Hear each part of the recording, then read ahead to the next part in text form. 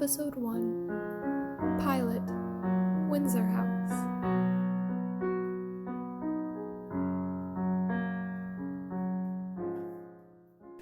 And so I told Mrs. Ramsey that I really didn't care if I have to stay in a dorm. It's long enough a commute for gas money, and I just can't stand the thought of having to have my dad pay for any more than he and Carol already have. Kurt hugged the books to his chest and kept his head down. Blaine considered this posture. Kurt held himself ramrod straight with good bearing as usual, but the way he kept his head down and refused to look most Dalton boys in the eye made it clear that he had yet to become truly comfortable in the new environment. Blaine glanced at David, who was looking up from where he had been previously studying sheet music, also glancing at Kurt. The two warblers exchanged a glance that acknowledged what they had both noticed, and the lead warbler turned to the prospective one. Well, we'd be more than happy to have you at our dorm, of course. Oh, you bored? Windsor. Blaine nodded, averting his gaze with as much of a casual air as he could adopt. Whenever Kurt bestowed the full power of those incredible Seshes eyes, at the moment amplified by the floods of sunlight from the bay windows, towards him, thinking rationally became difficult. David pretended not to notice this steep drop in Blaine's general intellect, and simply rolled his eyes. There are still a few rooms free at Windsor, you know. Windsor House, located in the East Wing, was one of the 3 dormitories of Dalton, the others being Hanover House, farther in the West Wing, and Stewart House in the North Wing. The South and Main was where all the major classrooms and facilities were housed. Blaine nodded, just slightly too enthusiastically to be noticed. We could talk to Mr. Howard for you. He's the head of Windsor House. Are you sure that's all right? He had only been to Dalton for a few hours and was still getting his bearings, but even he understood that there were certain societal standings in the school. Each dormitory was protective of its own fraternal pride, and the boys often segregated accordingly when traveling in packs. Kurt marveled at the amount of gossip he heard about all this in under a day, and concluded that boys talk generally as much as girls do. Of course it's all right. Besides, even though the group is a big hodgepodge, there are more warblers in Windsor than there are in Stewart and Hanover. We're pressed for rehearsal time as it is. It'll be easier for you to catch up if you're practicing with us. Assuming you get accepted, of course. David looked almost apologetic as he amended that last part. Kurt swallowed and let out his breath. Right. I finally get to try out. Hey, don't worry about it. You'll get in, I'm sure. Thanks, but since you've actually never heard me sing, I'll take your prophecy with a grain of salt. He smirked and lifted one charming eyebrow. There's Wes. Blaine then waved his friend over in an attempt to not get snagged by another Kurt gives me an adorable expression trap. And he's still alive. He dodged Madame St. Clair's bullet. Catching sight of the other 3, Wes jogged up to them, breaking free from the mass of boys that just came out of the French professor's forum. David greeted him with a grin. And how did it go? Was there blood? Your brain seems to be intact. I refuse to study any more French. Wes sighed, with a little melodrama as propriety allowed. He was manifestly determined to help Blaine rein in the madness in Dalton so as not to scare the new boy too much just yet. If I promise to refuse my parents' yearly trip to Paris, I won't need it anymore, right? I'll help you if you like. You? No offense, but does McKinley drill juniors that hard on advanced French? Trust me, I can help. I've over-exaggeratedly given emphasis on French. The red and white uniform that was still hidden in the depths of his wardrobe was a testament to that. If you don't pass next week's oral, I'll buy you lattes for a week. Well, what do you know? We are just too lucky to have you. Wes's expression flashed to Blaine, implying something that the other boy might have previously said. Blaine colored up just slightly, but he did accidentally jab Wes in the ribs as he cleared his throat and moved forward to keep his place next to Kurt as they walked. I'm Kurt, and this is Dalton Academy. As you may know, I just transferred here in order to avoid some difficulties in McKinley. Don't get me wrong, I love the Glee Club back at McKinley, but the truth is, push came to shove, and now, here I am. I'm officially a student at Dalton. My problem is that my plans got as far as actually going to Dalton. Now that I'm actually here, I realize that I've made absolutely no plans as to what I intend to happen to me here. Fortunately, I have Blaine, David, and Wes to, for better or worse, lead me to some direction. Come on! If we want to catch Howard, we've got to get in early into the dining hall. What are you talking to Howard for? Getting the newbie into Windsor. Wes's smothered burst of derisive laughter was checked by Blaine's glower. Wes backpedaled. Whoa, sure. Hey, maybe Howard won't kill us if we ask him this time. Gee, good luck getting up to the professor's table, David. I won't be joining you, but I'll be sending flowers to your grave. Is there something about Mr. Howard I should know about? I am to meet the man, and I think I'd like to remain intact after I do. It's not you, it's us. This isn't the first time we've tried to get someone into Windsor. Or the second. Or third. Or fifth. Or sixth. What is going on here? New people don't last long at Windsor. And when they do, it doesn't really help Windsor's case. Why? The other three paused, looking at each other. Kurt looked at them and gestured expectantly. Well? We're not supposed to scare you this early. Blaine said so. The lead warbler lunged at him. David ducked, tucked, rolled, and sprang up again. Don't listen to him. It's just that it takes a special kind of person to tolerate some of the crazy that goes on in Windsor. Not just in the common room. It's everywhere. Kurt, a veteran of madness who had survived over a year of glee at McKinley, where he had been drunk, slushied, had walked around as Lady Gaga, had been a football player, a cheerleader, had experienced hallucinations, some incredibly wild performance numbers, dealt with a manipulative cheerleading coach, a neurotic guidance counselor, a glee teacher stuck in the 80s, accrued a heated battle against soulless robots' vocal adrenaline, and most importantly, had dealt with the issues of the entire glee club and Rachel Berry, who deserves a separate mention, now lifted an eyebrow. Crazy? No. Come on, Mr. Howard, seriously. You're not going to have a problem with Kurt. That's what you said when you brought Dwight. And Dwight is still in Windsor. Unfortunately, he still is. When you told me that he had odd habits, you didn't say that he was even more superstitious than an old homemaker in the 1800s. So he likes to hang cloves of garlic at his windows. Wes, who, despite his better judgment, decided to participate in getting the new one into Windsor to spare them Blaine's promise of undying vengeance should he not, tried to adopt a nonchalant tone. We've already convinced him to stop lining his doorways with salt. And we told him to stop ghost hunting at the old cathedral. How's the caretaker doing, by the way? I don't know what kind of food colouring Dwight used, but as I understand it, that brand on Mr. Tamerlane's arm is still there. Howard all but roared. Blaine winced, grateful that they'd caught the house head while he was still in the hall. They were given a few odd looks by some passing Hanover boys who may have known what was up. Kurt remained at one side, quiet, seemingly intent on trying to ignore what he was hearing. And seriously, Kurt is more normal than some of us. He went to his old school's glee club. That's about it. We were hoping he'll join the Warblers. If you want him to join your group, that's fine, but he'll be complaining to me in a week, I'm sure. Howard crossed his arms over his chest. Actually, I've put up with quite a lot of strange things at my old school. I'm sure this is fine. Howard seemed to be taken aback by this and moved past the other three boys. He looked Kurt over through his spectacles. Kurt looked up at the man's great height and did the same. Todd Howard had been the head of Windsor House for nearly 20 years.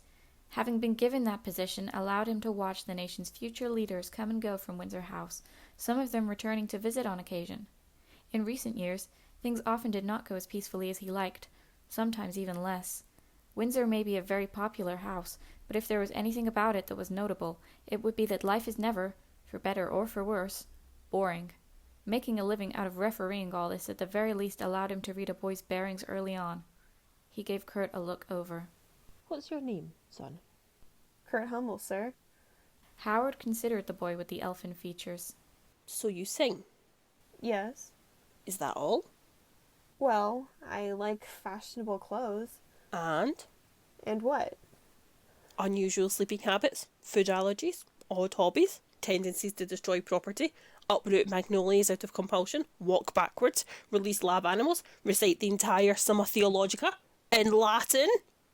Kurt was barely able to stop giving him an "Are you crazy?" expression. He instead looked at the corner of his eyes to Blaine. Blaine just shrugged, trying not to smile. Howard saw where he was looking and looked back to Blaine, who immediately put on another charming grin. David and Wes were veritable twin angels, who looked like they had no idea what Howard was talking about. Are you positive that you would like to board at Windsor? I don't see why I shouldn't. The coughing from Wes and David nearly gave it all away, but even Howard seemed to understand. Fine. Windsor it is. I'll be keeping an eye on this one. Make sure you boys don't scar him too much. After Marcus Holland fled Windsor for Stuart... His loss. Reed thought he was sick. He was just trying to help. Which is why he threw 22 comforters on him while he slept. Guys! Silence. The three boys looked at Mr. Howard expectantly, and Howard looked at the new boy, cogitating.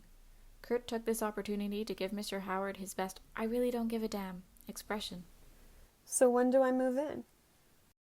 Kurt had read all about the school's housing in the pamphlet he ended up reading during the truly awkward 1.5-hour ride to Westerville with his father on this first day of school.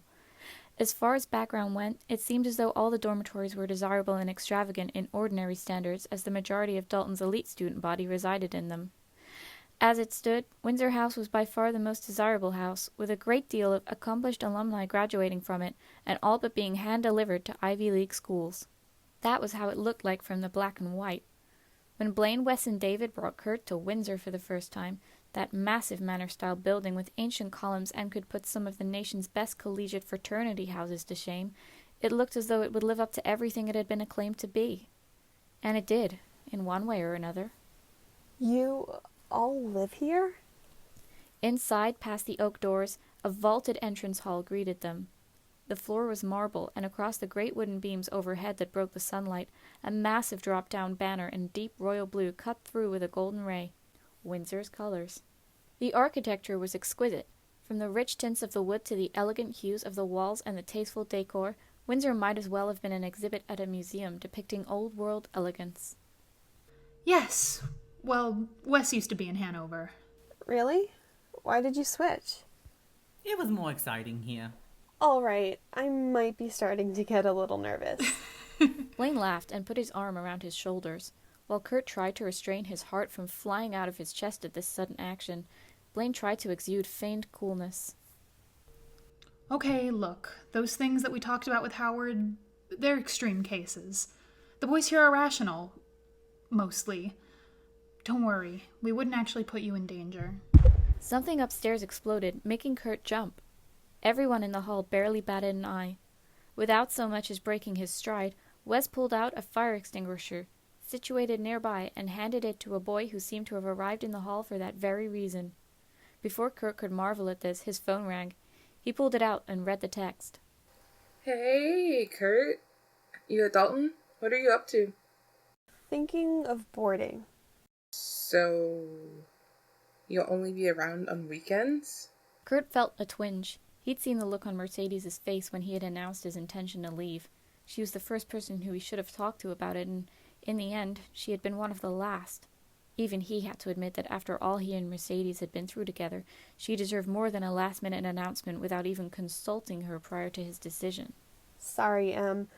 I just thought it would help Dad and Carol if I stopped commuting so much. I get that. Don't worry about it. You know, I'll be right over in a heartbeat if you need me, right? Kurt, relax. We understand. And don't worry, we'll catch up on everything on weekends. There's that "we" that Kurt was dreading. It hadn't just been Mercedes. It was the whole club. He started to wonder what they were doing now. It was lunchtime, so they must be in the cafeteria, or maybe even in the music room, rehearsing for whatever performance Mr. Schuster had planned for them. Mike, Tina, and Mercedes would be dancing to what Puck might be playing on the guitar, and Artie might be trying to explain to Brittany that facials were not things done by fascists. Santana and Quinn might be discussing some madness by Coach Sylvester, while Sam kept his arm around Quinn. Rachel would be baffling Finn by obsessing about rehearsals, and since Kurt was no longer around, she might well be taking the solo that would have supposedly been for him. If he hadn't left. Kurt? He looked up and saw the other three staring at him in concern. What? Wes glanced at Blaine, who had been trying to catch Kurt's attention twice and had only now succeeded. As he expected, Blaine looked apprehensive. Is everything all right? Yeah, fine. Why? David raised an eyebrow and glanced sideways at Wes. Wes looked back and then looked at Blaine. Blaine kept his eyes on Kurt as he moved forward. You sure? Yeah. The problem with having so much in common with Kurt was knowing when he wasn't telling the whole story.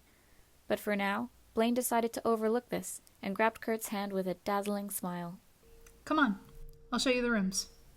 Kurt, blindsided by the grin, could do no more than smile and follow him up the hand-carved staircase. David and Wes looked at each other and just shook their heads with a laugh. I seriously wish they'd get a move on. If I hear Blaine pine over him one more time.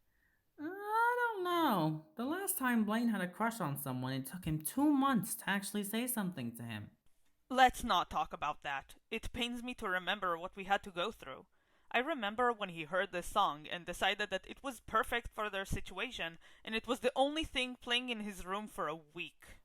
I avoided his room like the plague. I actually had to live with that. We shared a room, Wes.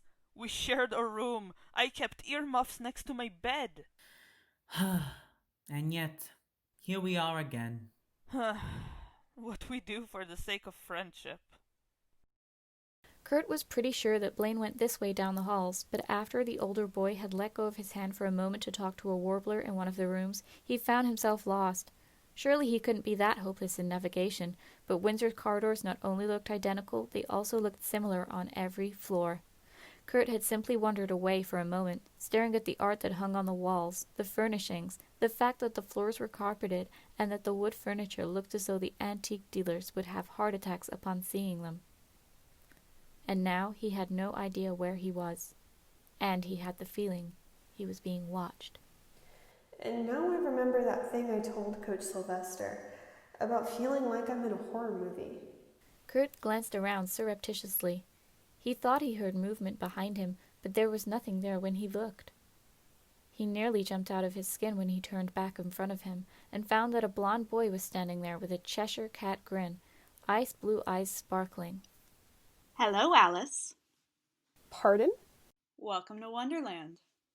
He quickly turned and found the same boy, with the same grin, standing the same way. Or at least, that was what it looked like. Okay. Kurt stared back and forth at the two of them. The twin behind him made one smooth step with his long leg, and was now standing next to his brother. The pair of handsome twins were grinning. You look lost, Alice. Did you fall down the rabbit hole and hit your head? Because if you're lost, we can point you the right way. Kurt decided that even Brittany's hallucinations might have made more sense than this, but he shook it off and just flashed them a rather nervous grin. I'm Kurt. I'm... No. We know. And... you are... The twin on the left raised a hand. I'm Ethan. I'm Evan. And in unison, they both grabbed each of Kurt's hands. Come on, Alice. We'll give you orientation.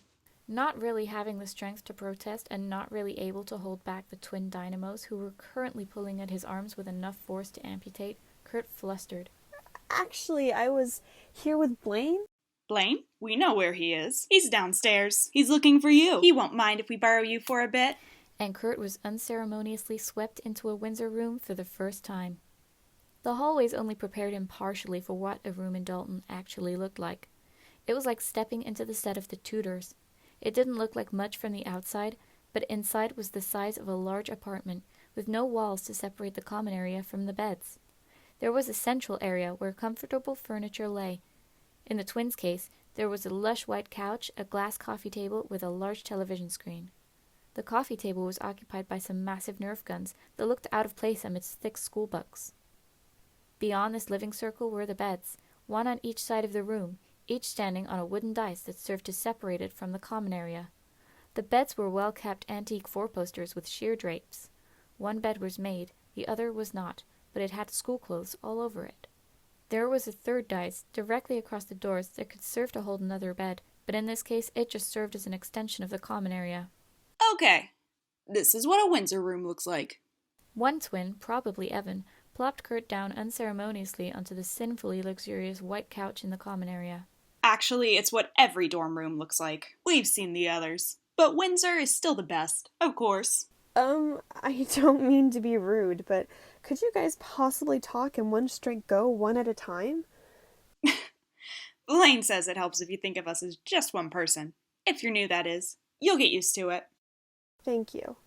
Here at Windsor, there are 2 or 3 people in a room. Unless you're special. Because then you can request your own room. Like if you're a captain of a sports team. Or if you've always broken the 98th percentile in class. But that's difficult, because everyone gets amazing grades here. Everyone. Yup. Excellent is average here. Kurt wavered slightly, trying to take all this information in. While he looked for challenging back at McKinley, this wasn't quite what he expected. Everyone. All right. There are 3 dorms. Windsor, Hanover, and Stewart. We like Stewart the least.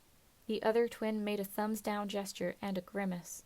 Why? Because they're a bunch of brown-nosing ass-kissers. That's basically all you need to know. And you'll protect your fellow Windsor boys from them to the death. And we'll do the same for you. Windsor is, without a doubt, the best house. Don't mind Hanover. They're harmless. But Stewart is looking to trip us up with every step. Do not trust them. After that statement, the manic gleam in their eyes died away to Kurt's relief. Curfew is 10 on weekdays, 11 on weekends. Until then, you can run around doing basically whatever you'd like.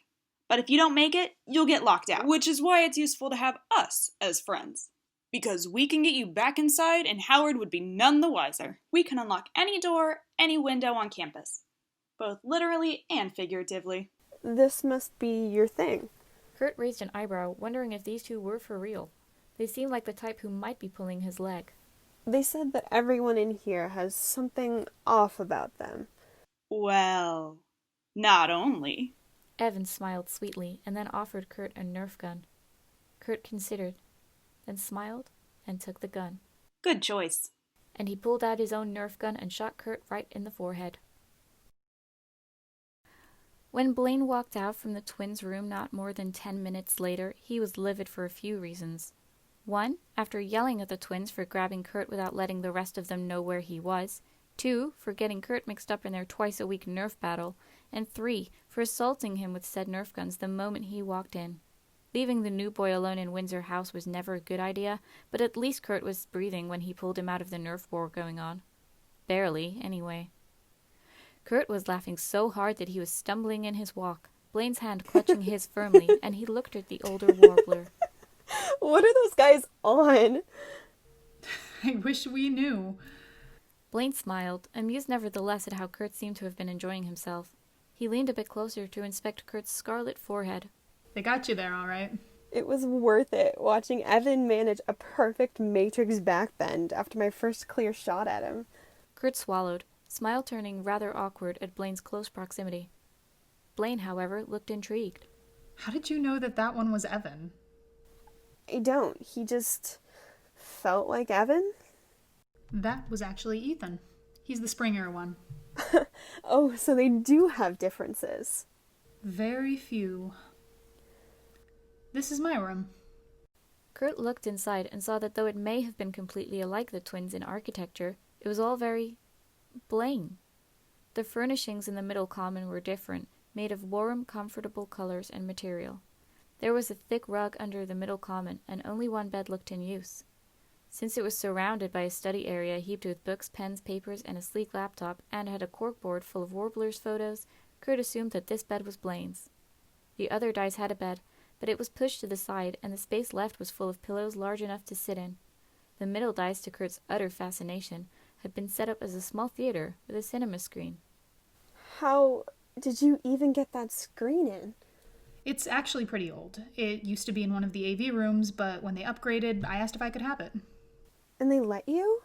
It's not for me entirely. A lot of the warblers come here to hang out, so we pulled strings. McKinley's Glee Club couldn't even afford transportation, let alone a hall cinema screen, Kurt marveled. He walked around the room, looking at Blaine's collection of theater posters, and stopped at the corkboard full of photos of warblers and others who weren't in the Dalton uniform. It suddenly struck him that the room was very quiet, and then he looked up. Wait, your room alone? If a person had as much as 10 other boys crashing in at every given hour to harmonize, make noise, and generally cause confusion, roommates don't last long. Kurt smiled and sat down onto the couch with a sigh, looking around. So you're here, by yourself. He looked around the largeness of it all. Helps me appreciate the quiet time better, when the boys don't come by. Blaine sat next to him. A silence fell that was neither awkward nor tense. They both looked tired, without really acknowledging what it was they were tired about. Both seemed lost in thought for a moment. Blaine roused himself first, and saw Kurt staring into his phone. There was nothing on the screen. Blaine nudged him gently. Hey. For an instant, Kurt glanced at him in response before he leaned against his shoulder, not even trying to smile this time. Blaine looked at him, a bit surprised, but welcomed it while it lasted. He put a strong arm around Kurt's shoulders, not sure if he was trying to soak up warmth or impart it to the other boy. In spite of himself, Kurt turned his face to Blaine's shoulder and let out a shuddering sigh, and Blaine clasped his free hand in his. It gets easier. When? Kurt whispered without moving, clutching a bit tighter onto his hand. When indeed. He glanced at Kurt again. He was always so close to those enticing lips that had first mesmerized him that afternoon at McKinley's damp staircase. And, just like then, he turned away from them before he did something regrettable. He wanted to tell him everything so badly, but though he thought about it day after day, there simply weren't any words at present to explain what he felt about him. Even he himself couldn't properly understand how one boy managed, in under a day, to win over his attentions without even knowing he did. And with everything that had gone on, he would simply hurt Kurt right now. He was sure that Kurt did not need this new complication. In his current state, any move from him would be seen as taking advantage of him. And he would never forgive himself if he just managed to add himself to Kurt's problems right now. For now, I'll protect you. From everything. Even from me. Blaine smiled down at Kurt. When you trust yourself to stand again. You must be an amazing person, Kurt, to have withstood all that for so long. He turned away, eyes wandering to the massive photographs on his corkboard. I didn't last that long. Blaine? But Blaine just looked at him with that same warm expression.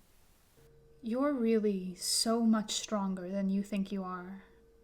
Kurt, courage can also mean believing in yourself to rise past everything and become who you want to be again, at a time when everything seems to have fallen apart.